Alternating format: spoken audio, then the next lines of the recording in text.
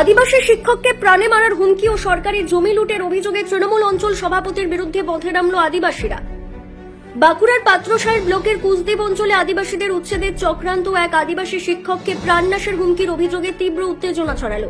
কুসদেব অঞ্চলের তৃণমূল সভাপতি শাহজাহান মিদ্দার বিরুদ্ধে অভিযোগ তুলে ভারত জাকাত মাঝি পারগানা মহলের ডাকে নারীচা মোড় থেকে কুসদ্বীপ পর্যন্ত প্রায় 3 কিলোমিটার দীর্ঘ বিরাট বিক্ষোভ মিছিল করে আদিবাসীরা। বিক্ষোভকারীরা হাতে হাতিয়ার নিয়ে মিছিল করেন এবং পরে পথসভাও অনুষ্ঠিত হয়। অভিযোগ, স্থানীয় ফরেস্ট ও সরকারি জমি শাসক দল একটি বেসরকারি কোম্পানির হাতে তুলে দেওয়ার চক্রান্ত করছে। এই বিষয়ে প্রতিবাদ করে স্থানীয় আদিবাসী সমাজকর্মী ও শিক্ষক শ্রীকান্ত টুডুকে প্রাণে মারার হুমকি দেন তৃণমূলের অঞ্চল সভাপতি শাহজাহান মিদ্দা। পাশাপাশি নন্দীরডাঙ্গা এলাকায় বসবাসকারী 5টি আদিবাসী পরিবারকে উচ্ছেদের পরিকল্পনা করা হয়েছে বলে অভিযোগ ওঠে।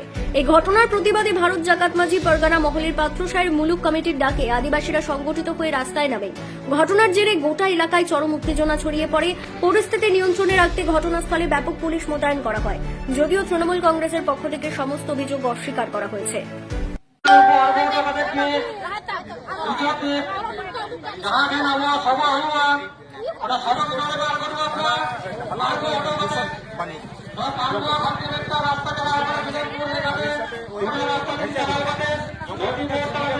যে এলাকা 20 বিঘা এলাকা ওখানে একটা কোম্পানিকে ওইটা হস্তান্তরের জন্য এটা ব্যবস্থার জন্য ওদেরকে হুমকি দেওয়া হচ্ছে, ওদেরকে ওখানে তুলে দেওয়ার একটা চক্রান্ত করেছিল, যেটা আমরা মানে তাদের মানে পথ আটকে দিয়েছি। এটার জন্য আমাদের উপর এত আক্রোশ এবং আমাদের হুমকি আমাদের উপর। তাদের পকেট ভরবে, নেতৃত্ব পকেট ভরবে, এরকম তো অনেক জঙ্গলে অনেক জায়গা ওই হেচারি বা রেস্টুরেন্ট করে দেওয়া হচ্ছে ফরেস্ট ডিপার্টমেন্ট থেকে। কি করে হয় ওগুলো? সব তো পয়সার খেল হয়, এখন তো পয়সাই তো চলে, সব পয়সা দিয়েও এগুলো নিশ্চয়ই হয়। তাছাড়া কোনো কাগজপত্র থাকে। ফরেস্ট ল্যান্ড এটা। যদি আপনাদের দাবি পূরণ না হয় তাহলে ভবিষ্যতে আমরা বৃহত্তম আন্দোলনে যাব।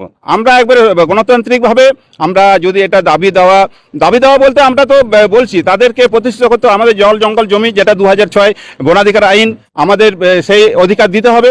যদি না পাই আমরা পথে নেমে আমরা আন্দোলন করব। আর একটা হচ্ছে যে আমরা তাদেরকে পাট্টা এখনো পাইনি কেন, আমরা সরকারের কাছে বলতে হবে কেন? আমরা আদিবাসী আগেই তো পাবো। আমাদের এসডিও বিডিও বড় বড় আধিকারিক ডিএমরা বলেন যে আদিবাসীরা আগে সুযোগ পান, কিন্তু এই ক্ষেত্রে একটা ঘর দেখাতে পারছে না।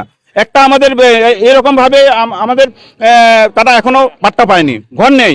আপনারা নিশ্চয়ই দেখেছেন, ওখানে গিয়েছেন বা দেখবেন এটা কি অবস্থা আমাদের আদিবাসীরা আছে। আর সবচাইতে একটা স্মরণ করিয়ে দেবো যে আমাদের এখানে যেটা বিষ্ণুপুরে গর্ব, আমাদের একজন ফুটবলার সরোজ সরেন, সে মানে একজন আমাদের এখানে খেলার একটা প্রতিনিধিত্ব করছে আমাদের বাংলার। আর সে জায়গায় তার বাড়ি হচ্ছে সে একবারে কুড়ে ঘর।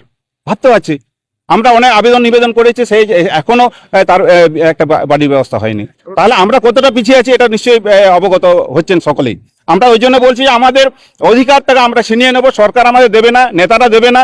নেতারা নিজের পকেটে পুরার জন্য আমরা দালালগিরি করতে চাই। এখানে কোথায় বালি খাদান, কোথায় জঙ্গল লুট হচ্ছে, ওরা এখানেও তো দেখেছি ফরেস্টে লুট করছে। এটা জঙ্গল আমরা প্রতিরোধ করছি, আমরা প্রতিবাদ করছি। এই প্রতিবাদের জন্য আমাদেরকে এত মানে আমাদেরকে গালিগালাজ খেতে হচ্ছে, আমাদেরকে নির্যাতন সহ্য করতে হচ্ছে।